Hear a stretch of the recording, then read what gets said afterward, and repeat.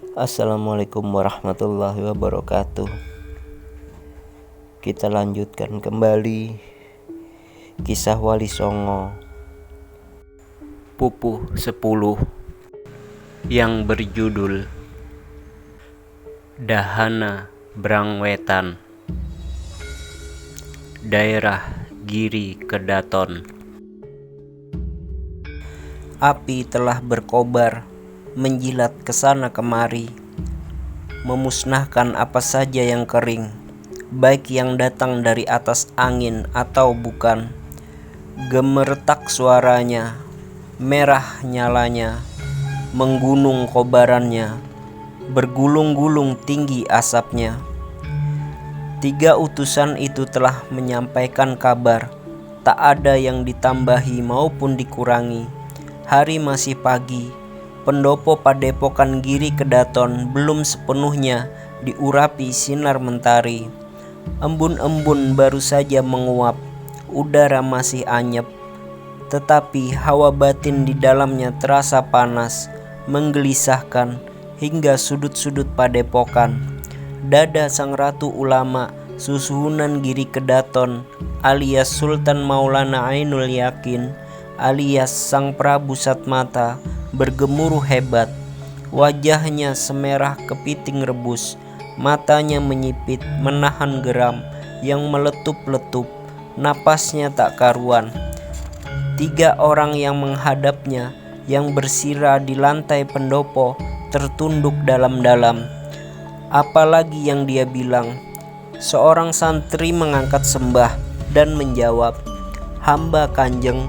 Hanya itu yang beliau ucapkan, Kanjeng. Cuma itu, hamba Kanjeng. Susuhunan Giri menarik napas, mencoba menenangkan gemuruh yang menyesakkan dadanya. Pendopo jadi lengang seketika, tak ada yang berani bersuara. "Santika, hamba Kanjeng," sahut santri yang dipanggil seraya mengangkat sembah. "Apa kedudukan manusia di hadapan Gusti Allah? Seorang kawula, Kanjeng. Patutkah kawula menyamakan dirinya dengan bendara? Hamba Kanjeng, singgih tidak patut." "Menurutmu, patutkah ucapan Syekh Siti Jenar itu dikatakan?" "Hamba Kanjeng, hamba tidak tahu." "Benar kamu tidak tahu?" "Hamba Kanjeng," ujar santri itu dengan sedikit gemetar. Susuhunan Giri mendengus kencang.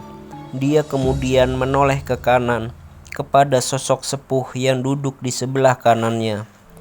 "Paman Arya Pinatih, bagaimana menurut Paman?" Sosok yang dipanggil Arya Pinatih tercenung sejenak kemudian. "Anak Mas," Syekh Siti Jenar mengucapkan sesuatu tanpa menyadari siapa yang diajak bicara. "Itu tidak patut." Susuhunan Giri mengangguk kaku. "Tetapi mungkin saja dia hendak menyampaikan sesuatu kepada anak Mas secara kias," lanjut Arya Pinatih. "Benar Paman, tapi bukan berarti dia boleh bicara sembarangan di hadapan santri yang baru kemarin sore belajar baca Al-Quran.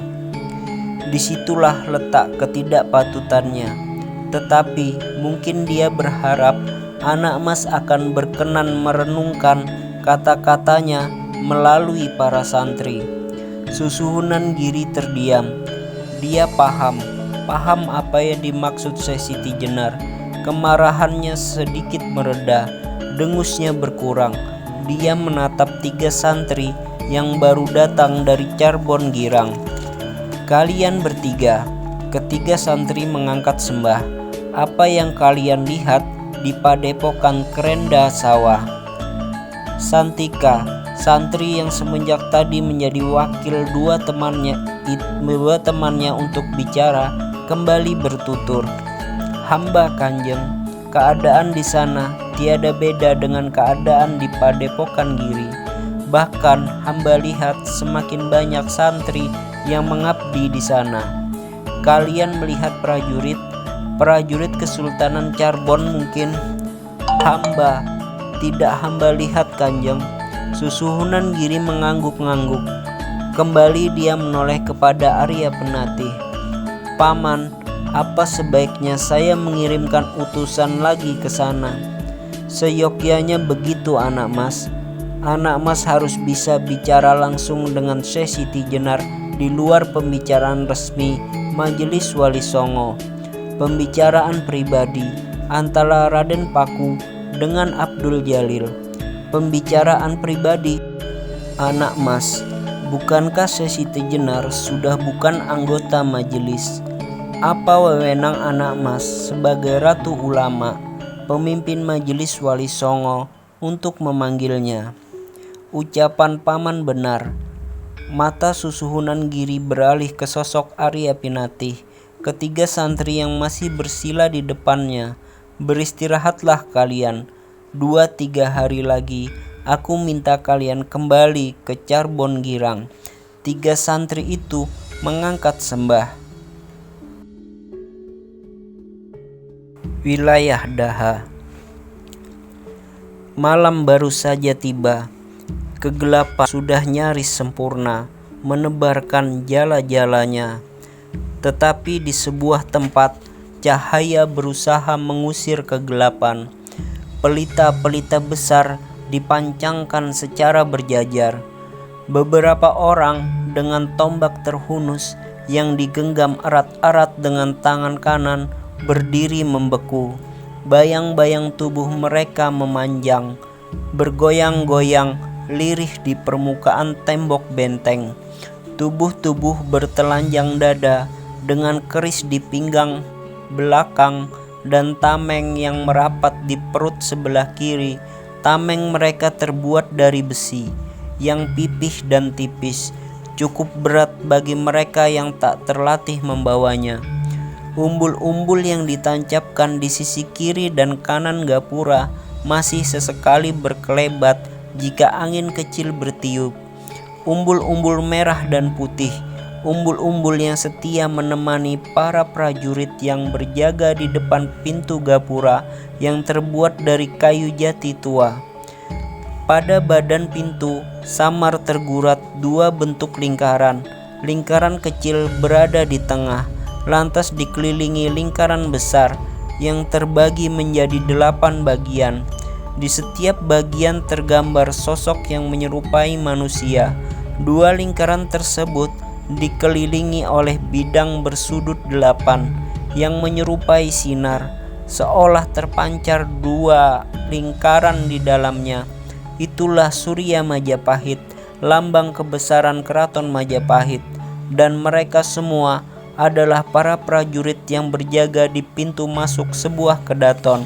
Kedaton tersebut dinyatakan sebagai pusat pemerintahan Majapahit baru setengah windu yang lalu. Tepatnya pada tahun 1486, Raden Girindrawardhana Dyah Ranawijaya menobatkan dirinya sebagai penguasa Majapahit baru setelah berhasil menggepur kedaton Majapahit di Trowulan. Dia mengambil abiseka Sri Wilwatikta Jenggala Kadiri Prabunata. Keraton Majapahit di Trowulan yang merupakan keraton raja-raja besar Majapahit di masa lalu semenjak Prabu Jayanagara memerintah pada tahun 1309 sampai 1328 ditinggalkan begitu saja. Sudah menjadi kepercayaan orang Jawa, kedaton yang pernah diduduki musuh tak lagi layak dijadikan pusat pemerintahan. Hal serupa juga pernah berlaku ketika terjadi pemberontakan Rakuti pada tahun 1319. Dia berhasil menduduki keraton Majapahit yang dibangun Raden Wijaya ditarik pada tahun 1294. Ketika Rakuti berhasil ditumpas, pusat pemerintahan Majapahit ditarik segera dipindahkan ke Trowulan. Ketika Demak menaklukkan Majapahit yang ada di Trowulan pada tahun 1478, ia sudah bukan lagi negara merdeka. Majapahit telah menjadi bawahan Demak. 4 tahun sesudahnya, Raden Ranawijaya menggempur Majapahit, merebut tahta Majapahit yang diduduki Nyolaiwa. Dan ketika pertempuran itu berujung kemenangan, Raden Ranawijaya lantas memindahkan pusat pemerintahan ke Keling, Daha, sebuah wilayah yang disucikan selain Jenggala atau Kahuripan atau Jiwana. Semenjak itu Majapahit di Daha menyatakan bebas dari kuasa Demak. Walaupun wilayahnya tak seluas Majapahit dulu, ketika Demak berhasil menggulingkan Majapahit, daerah-daerah bawahan Majapahit segera melepaskan diri satu demi satu. 6 tahun berlalu, Demak tidak berkutik ketika mengetahui wilayahnya memerdekakan diri. Keberhasilan Daha merebut Majapahit kembali membuat raja-raja Buddha lainnya terpicu. Di mana-mana mereka memperkuat wilayahnya sendiri. Awalnya Demak mengira setelah Majapahit ditaklukkan, serta-merta wilayah-wilayah lain akan bertekuk lutut dengan sendirinya. Tetapi perkiraan itu salah. Banyak kerajaan kecil menolak tunduk. Daha adalah yang paling menonjol. Demak yang baru berdiri lebih memperhatikan lautan, sebab lautan adalah pintu Nusantara. Namun tidak menutup kemungkinan suatu waktu Demak akan lebih memperhatikan pedalaman. Jika itu terjadi, tanah Jawa pasti akan berlumuran darah. 2 orang memacu kuda dengan pelan, mengarah langsung ke Gapura. Beberapa prajurit jaga melihat kedatangan mereka. Mereka segera bersiaga. Mata tombak yang semula mengarah ke atas kini ditudingkan ke depan. Cahaya pelita yang berjajar di luar tembok benteng belum bisa menerangi 2 penunggang kuda itu.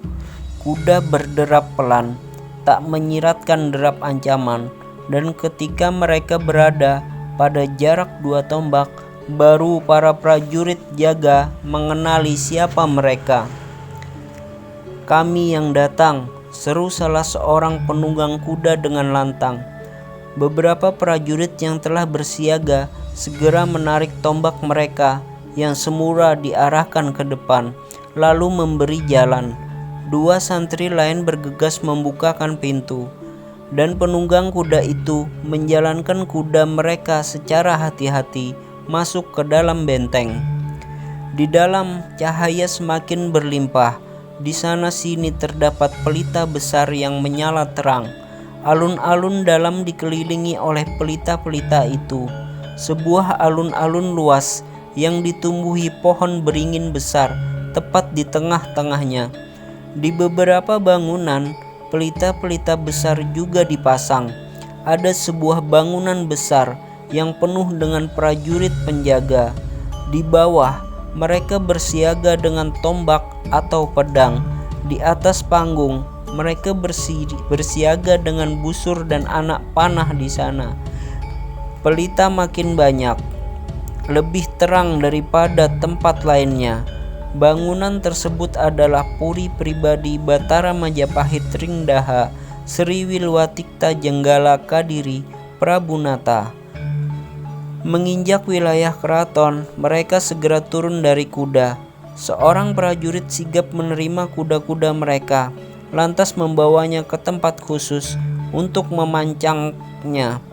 2 orang yang baru turun dari kuda segera merapikan busana masing-masing, membetulkan letak keris yang terselip di pinggang, merapikan rambut yang digelung di atas ubun-ubun.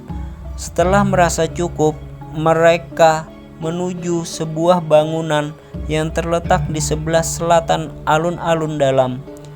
Kehadiran mereka disambut oleh seorang gandek atau abdi dalam yang bukan prajurit, bawahan rakyat Kanuruhan, pejabat tinggi yang khusus mengurusi rumah tangga istana.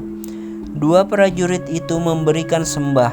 Salah satunya berkata, "Kami baru tiba dari Pengging." Sosok yang menyambut mereka membalas sembahnya, "Hyang Jagat Dewa Batara, semoga terus melimpahkan waranugrahanya kepada kalian. Silahkan menunggu di Paseban. Dua prajurit itu memberikan sembah kembali, lantas menuju sebuah bangunan terbuka, beratap sirap, tanpa dinding. Lantainya terbuat dari marmer utuh, licin dan berkilat-kilat ketika tertimpa cahaya damar sewu. Itulah Paseban khusus bagi tamu negara atau utusan yang hendak menghadap Raja Daha. Keduanya bersila di sana, melepas lelah, sembari menunggu. Lama mereka menunggu, setiap hembusan nafas yang keluar terasa sangat membosankan. Hingga akhirnya sang Gandek terlihat berjalan ke arah mereka. Melihat sosok yang dinanti-nanti tiba, dua prajurit yang tak lain adalah Panji Tugaran dan Ken Wregola segera berdiri. Sang Gandek naik ke Paseban, diawali dengan sembah dan berkata, "Pukulun Batara berkenan menerima kalian malam ini juga. Mari." Dua prajurit menghembuskan napas lega.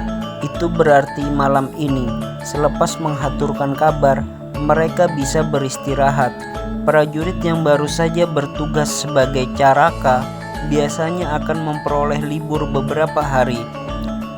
Mengikuti sang Gandek, mereka berjalan menuju Puri Dalam, melewati beberapa prajurit jaga yang berlapis-lapis, hingga akhirnya sampai juga mereka di Paseban khusus, Paseban kecil tempat Batara Ringdaha menerima kabar dari para prajurit yang baru menjalani tugas sebagai caraka. Dua prajurit itu dipersilahkan duduk. Kembali mereka harus menunggu, tetapi penantian kali ini tidaklah lama.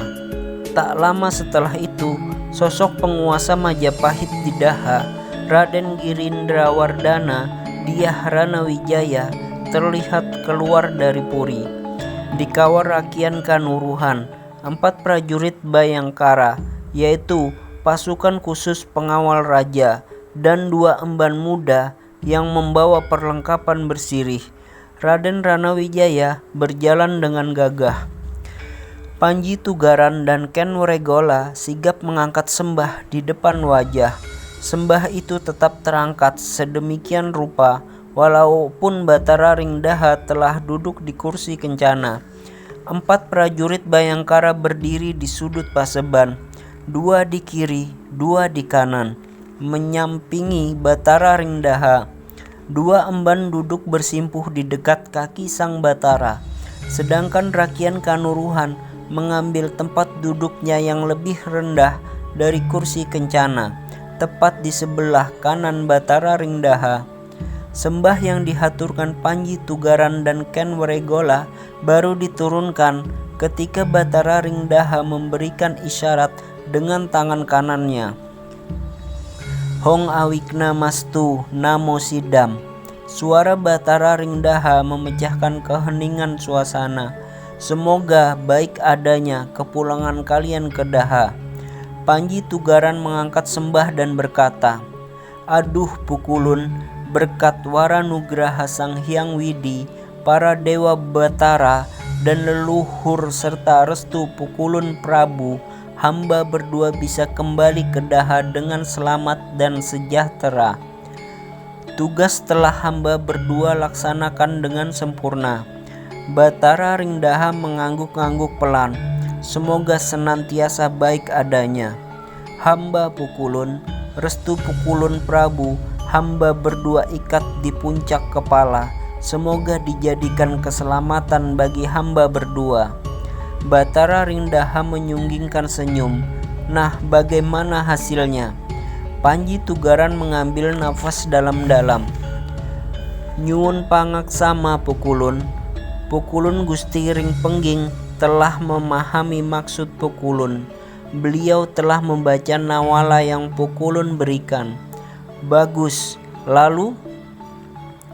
"Hamba Pukulun." Beliau memberikan jawaban secara lisan yang langsung disampaikan kepada hamba berdua. Batara Ringdaha menyipitkan mata. "Apa jawaban dari Dimas Kenongo?" Panji Tugaran menelan ludah. Kegamangan mendadak menyergap hatinya. Hamba Pukulun, seperti ini ucapan Pukulun Ring Pengging. Jagat telah berubah. Orang-orang atas angin telah merajai lautan. Kebesaran Majapahit merosot jauh. Lautan, kunci utama kebesaran Majapahit, kini telah dikuasai mereka. Cirebon, Dermayu, Pergota, Demak, Japara, Lasem, Tuban, Pamotan, Tandes, Ujung Galuh, semua telah dikuasai. Semenjak Panji Tugaran mengingat-ingat dengan keras lantas, hanya pelabuhan Kalapa, Panarukan, dan Ulu Pampang yang belum berubah. Di mana lagi hendak berkuasa kecuali di pedalaman? Apa yang bisa diandalkan di pedalaman? Mampu berdiri berapa lama ketika urat nadi telah terpotong? Demikianlah Pukulun, jawaban lisannya disampaikan kepada hamba berdua untuk dihaturkan kepada Pukulun. Panji Tugaran mengangkat sembah, lantas tertunduk dalam-dalam. Wajah Batara Ringdaha memerah, tangan kanannya mengepal-ngepal. Jagat Dewa Batara, suara Batara Ringdaha terdengar berat, bergetar menahan perasaan. Apa yang terjadi dengan Dimas Kenongo?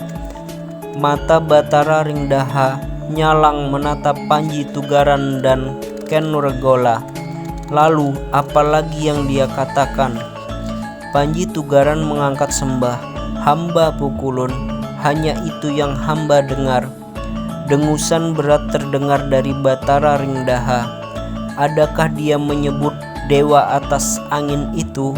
Hamba Pukulun, tidak sekalipun hamba dengar.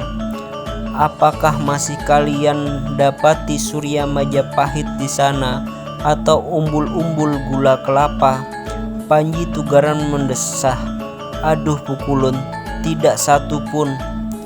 Gigi Batara Ringdaha bergemeretak. Dimas Kenongo telah berubah. Hawa Paseban mendadak terasa panas. Nyuwun pangaksama Pukulun. Panji Tugaran mengangkat sembah karena mendadak teringat akan sesuatu yang belum dia haturkan. Batara Ringdaha menatapnya. Tangan kanannya memberikan isyarat agar dia meneruskan ucapannya. Hamba Pukulun, hamba berdua melihat sendiri, kekuatan Pengging tak lagi seperti dulu. Prajurit Pengging kini lebih banyak yang memegang kerbau dan cangkul daripada memegang keris dan tombak. Jagat Dewa Batara, apa arti semua ini? Rakian Kanuruhan mengangkat sembah dan berkata, Nyuwun pangaksama Pukulun Prabu. Batara Ringdaha menoleh, kemudian memberikan isyarat dengan tangannya. Hamba Pukulun, boleh jadi anak Mas Raden Kebo Kenongo memegang teguh amanat Pukulun Prabu Kertabumi, eyang beliau. Masih ingatkah Pukulun Prabu akan nawala yang ditulis oleh Raden Syahid menjelang Pukulun Prabu Kertabumi mendekati moksa? Batara Ringdaha mengernyitkan dahi, mengingat-ingat, lalu sesuatu terbit dari kenangannya. Ingatan tentang saat-saat menjelang Bre Kertabumi mangkat selepas Majapahit hancur. Bre Kertabumi menyuruh Raden Syahid atau Susuhunan Kalijaga yang menungguinya untuk menulis nawala amanat kepada Adipati Handayaningrat keempat, menantunya di Pengging, dan Adipati Batara Katong putra selir di Pranaraga, Ponorogo, Jawa Timur sekarang. Dia meminta agar mereka berdua tidak mengangkat senjata melawan Panembahan Jinbun yang telah merebut takhta Majapahit. Karena hanya dua wilayah itu, Pengging dan Pranaraga, yang memiliki pasukan besar dan kuat. Siapa saja dari anak turun Bre Kertabumi yang memulai penyerangan terhadap saudaranya, maka dia akan tertimpa kutuk. hidupnya di dunia tidak akan awet, kerajaannya bakal hancur. Ya, seru Batara Ringdaha menahan gejolak perasaannya. Hamba Pukulun, mungkin itulah yang memberatkan hati anak Mas Raden Kebo Kenongo. Jika benar, tak ada lagi yang bisa diharapkan dari keturunan Eyang Buyut Kertarajasa. Nyuwun pangaksama Pukulun, setidaknya Pukulun pernah mendapati Gusti Wijaya Parakrama Raka atau kakak Pukulun Prabu Kertabumi. Benar, Eyang Wijaya Parakrama telah mempertahankan bumi Majapahit dengan darahnya. Hanya dia yang pantas disebut kesatria. Singgih Pukulun. Batara Ringdaha menarik nafas berat. Dia termenung hebat, dadanya terasa sesak. Jika seorang kesatria melarikan diri dari kewajiban untuk bertempur, mempertahankan Hyang Pratiwi, bumi kelahirannya, maka separuh dosa, separuh tanaman karma buruk yang sedia berbuah dari rajanya akan ditambahkan kepadanya. Singgih Pukulun. Pintu swarga loka terbuka lebar bagi dua jenis manusia, sang yogi yang bertekun dalam tapa beratanya dan kesatria yang gugur membela tanah airnya demi ujaran sastra suci yang senantiasa dipegang erat oleh mereka yang mengaku sebagai orang Majapahit semenjak dulu. Semenjak Eyang Sanggramawijaya dengan gagah berani tiada gentar oleh gada kematian mengusir tentara Tartar dari bumi Jawa. Dada Panji Tugaran dan Ken Wregola gemetar, mata mereka menjadi panas, seperti ada bara yang meletik-letik di dada mereka. Hai, kalian prajurit Daha, kalian adalah ahli waris kebesaran Majapahit. Tebalkan kulit kalian, runcingkan keris kalian, angkat tinggi-tinggi umbul-umbul merah putih. Jika umbul-umbul itu kurang merah, basahi dengan darah kalian. Jika umbul-umbul itu kurang putih, laburi dengan sumsum tulang kalian. Camkan itu, wahai prajurit gagah. Panji Tugaran dan Ken Wregola segera tersungkur. Tangis mereka pecah seketika. 4 prajurit Bayangkara yang berdiri tegap di sudut paseban pun berkaca-kaca matanya. Aduh Pukulun, hidup mati hamba abdikan kepada bumi Majapahit, ujar Panji Tugaran dengan suara yang bergetar. Sungguh membanggakan tekad kalian. Batara Ringdaha menahan perasaannya. Nah, tugas telah kalian jalankan dengan sempurna. Sekarang aku izinkan kalian pulang ke rumah. Ambillah masa istirahat selama 3 hari. Singgih Pukulun, singgih Pukulun. Batara Ringdaha tersenyum. Bangkitlah kesatriaku. Panji Tugaran dan Ken Wregola bangkit dari sujudnya. Paman, seru Batara Ringdaha kepada Rakyan Kanuruhan. Rakyan Kanuruhan mengangkat sembah dan menjawab, hamba Pukulun Prabu. Beri mereka perhiasan dari emas murni, sededek sapangadek, atau perhiasan lengkap dari perhiasan untuk kepala hingga perhiasan untuk kaki, untuk mereka dan istri-istri mereka. Rakyan Kanuruhan mengangkat sembah. Kasinggihan dawuh Pukulun. Nah, sekarang kalian boleh undur diri. Panji Tugaran dan Ken Wregola mengangkat sembah dengan wajah berbinar. Sembah itu terus terangkat hingga Batara Ringdaha yang bangkit dari kursi kencana masuk ke dalam puri. Kini tinggal Rakyan Kanuruhan yang ada bersama mereka. Kalian berdua, seru Rakyan Kanuruhan. Singgih, singgih. Tunggu aku di puri tetamu. Keduanya mengangkat sembah lalu undur diri.